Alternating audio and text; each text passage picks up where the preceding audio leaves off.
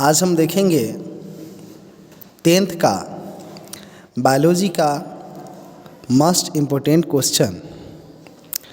जिस क्वेश्चन को अगर आप बना लेते हैं तो आप बोर्ड एग्ज़ाम में बहुत ही बेहतर प्रदर्शन कर सकते हैं। तो हमारे पास कुछ बायोलॉजी का शॉर्ट इम्पोर्टेंट क्वेश्चन है और वैसे क्वेश्चन है जो हर बार बोर्ड द्वारा पूछा गया है और कुछ मेरे पास लॉन्ग क्वेश्चन भी है। तो हम उन क्वेश्चन पे विचार करते हैं। आइए पहला प्रश्न है हमारा, देखते हैं। द्विखंडन एवं बहुखंडन में दो अंतर लिखे। यह प्रश्न आपका शॉर्ट है जो आपको 2 मार्क्स में पूछे जा सकते हैं। दूसरा प्रश्न है हमारा, स्वपरागन एवं परपरागन में क्या अंतर है। तीसरा प्रश्न है, कायिक प्रवर्धन या इसी को हम लोग कायिक जनन कहते हैं, उसकी परिभाषा देना है। चौथा प्रश्न है, एक प्रारूपी पुष्प के सहायक अंगों का वर्णन करें। एक प्रारूपी पुष्प के सहायक अंगों का वर्णन करें। अगला प्रश्न है, या फिर ये जो चौथा प्रश्न है हमारा, एक प्रारूपी पुष्प के सहायक अंगों का वर्णन करें, इसी को दूसरे तरीका से पूछा जाता है, पुष्प के स्वच्छ नामांकित चित्र बनाएं। इसी क्वेश्चन को दूसरे तरीका से बोर्ड क्या पूछ सकता है, पुष्प के स्वच्छ नामांकित चित्र बनाएं। अगला प्रश्न है हमारा 5वां नंबर, मनुष्यों में लिंग निर्धारण कैसे होता है। मनुष्य के शरीर में लिंग निर्धारण कैसे होता है, यह आ सकता है प्रश्न। या फिर आयोडीन की कमी से कौन सी बीमारी होती है और कैसे, यह प्रश्न आपसे पूछा जा सकता है। या फिर 7वां नंबर प्रश्न हो सकता है, जाइलम तथा फ्लोएम में क्या अंतर है। जाइलम जो उत्तक है पौधों में और फ्लोएम, उन दोनों उत्तकों के बीच क्या अंतर है वह आपको बतलाना है। या प्रश्न अगला हो सकता है हमारा, रक्त के 2 कार्य बताएं। अगर आप सभी इन क्वेश्चन को बना देते हैं तो आपको 2 मार्क्स अच्छे तरीके से मिलते हैं। कोई भी प्रश्न पूछे जा सकते हैं। इन्हीं श्रेणी में अगला प्रश्न है, प्रकाश संश्लेषण क्या है, इस क्रिया रासायनिक समीकरण लिखे। इस जो प्रकाश संश्लेषण की क्रिया होती है, इनके लिए एक रासायनिक समीकरण बना हुआ है, उस रासायनिक समीकरण को आपको बतलाना है।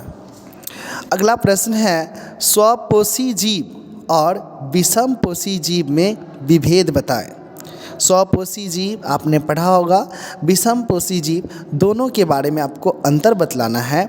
या इसी प्रश्न को आपके NCERT किताब क्या लिखता है, स्वपोषी पोषण, यहाँ पे पोषण आ जाता है। स्वपोषी पोषण व विषमपोषी पोषण में क्या अंतर है। अगला प्रश्न है, श्वसन और दहन में कोई 2 अंतर लिखे। श्वसन और दहन में कोई 2 अंतर आपको लिखना है।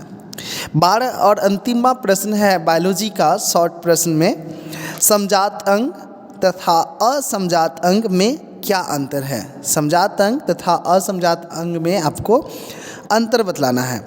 और बच्चों, हम आपको बताना चाहेंगे, अगर आपसे कोई प्रश्न नहीं बन रहा हो, अगर आपके पास इन सभी प्रश्नों में से किसी प्रश्न का आंसर नहीं पता हो, तो आप हमारे वीडियो पर कमेंट कर सकते हैं।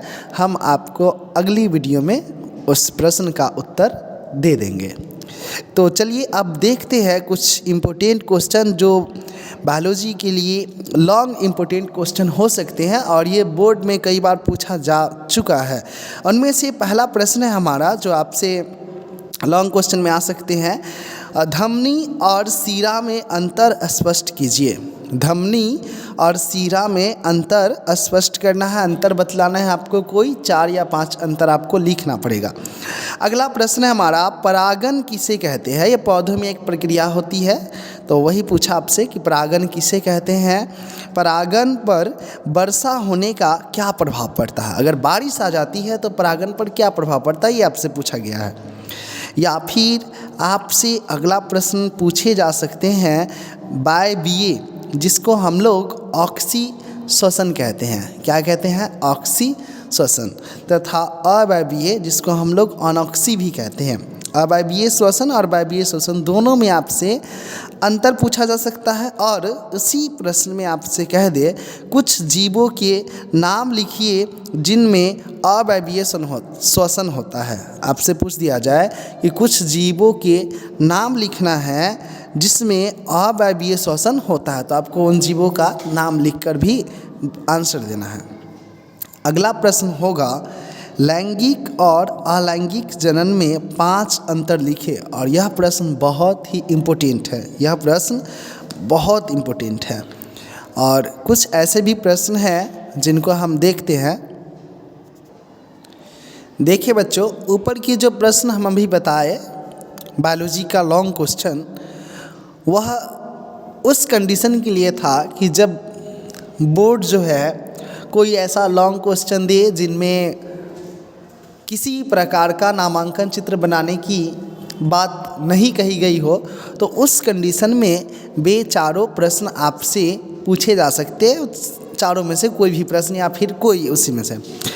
आगे हम लोग देखते हैं कि अगर बोर्ड के द्वारा कोई नामांकन चित्र बनाने जैसा कोई प्रश्न पूछे जा सकते हैं बायोलॉजी में, तो वह प्रश्न आपके इम्पोर्टेंट हो सकते हैं।